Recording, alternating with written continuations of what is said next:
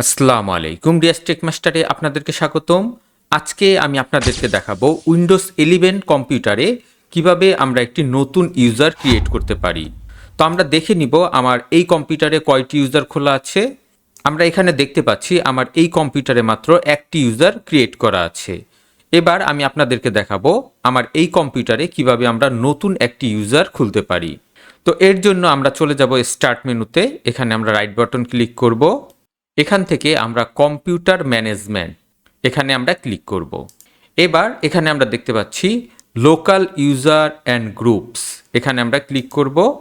এখান থেকে আমরা ইউজারে ক্লিক করব। এবার এখানে আমরা একটি অ্যাকাউন্ট ক্রিয়েট করব। তো অ্যাকাউন্ট ক্রিয়েট করার জন্য এখানে যে খালি জায়গা আছে আমি এই খালি জায়গার উপর রাইট বাটন ক্লিক করব। এখানে আমরা নিউ ইউজার এখানে আমরা ক্লিক করব। এবার আমি যেই ইউজার নেম দিয়ে একটি নতুন অ্যাকাউন্ট খুলতে চাই সেই ইউজার নেম আমরা এখানে টাইপ করে দিব। তো আমি এখানে লিখব রিয়াজ2, কারণ অলরেডি রিয়াজ নামে আমার একটি ইউজার খোলা আছে। এবার এই ইউজারের যদি আমরা কোনো পাসওয়ার্ড সেট করতে চাই তাহলে এখানে আমরা পাসওয়ার্ড সেট করে দিব।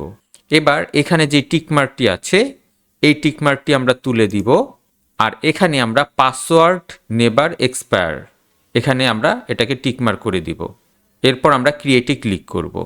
এবার এটাকে আমরা ক্লোজ করে দিব। আমরা দেখতে পাচ্ছি আমাদের একটি নতুন ইউজার ক্রিয়েট হয়ে গেছে। এবার এই ইউজারটিকে যদি আমরা অ্যাডমিনিস্ট্রেটর ইউজার তৈরি করতে চাই সেটাও আমরা চাইলে করতে পারি। তো আমরা ইউজারটি আমরা সিলেক্ট করব, তারপর এর উপর আমরা রাইট বাটন ক্লিক করব। এখান থেকে আমরা প্রপার্টিসে চলে যাব। তারপর এখান থেকে আমরা মেম্বার অফ এখানে আমরা ক্লিক করব। এখান থেকে আমরা ইউজার যেই মেম্বারটি আছে এটাকে আমি সিলেক্ট করে এখান থেকে আমি রিমুভ করে দিব।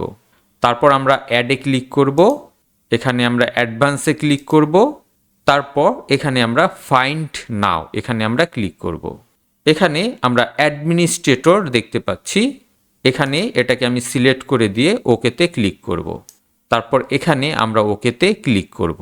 আমরা দেখতে পাচ্ছি মেম্বার অফ অ্যাডমিনিস্ট্রেটর হয়ে গেছে। এবার আমরা সর্বশেষ এখানে আমরা ওকেতে ক্লিক করব। তো এভাবে আমরা একটি নতুন ইউজার ক্রিয়েট করে নিতে পারি এবং ইউজারকে আমরা অ্যাডমিনিস্ট্রেটর পারমিশন দিতে পারি। এবার আমরা এই স্টার্ট বাটনে ক্লিক করব। এখানে আমরা ইউজারটির উপর ক্লিক করব। এখানে আমরা যে ডট ডট দেখতে পাচ্ছি আমরা এখানে ক্লিক করব।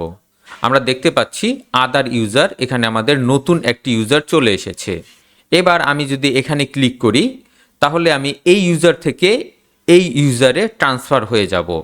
তো এভাবে আমরা চাইলে খুব সহজেই আমরা নতুন একটি ইউজার খুলে নিতে পারি। আশা করি ভিডিওটি আপনাদের কাছে ভালো লেগেছে। ভিডিওটি ভালো লেগে থাকলে অবশ্যই লাইক, শেয়ার এবং কমেন্ট করবেন এবং আমার এই চ্যানেলটি সাবস্ক্রাইব করবেন। নেক্সট ভিডিও দেখার আমন্ত্রণ রইল। আজ এই পর্যন্তই। খোদা হাফেজ।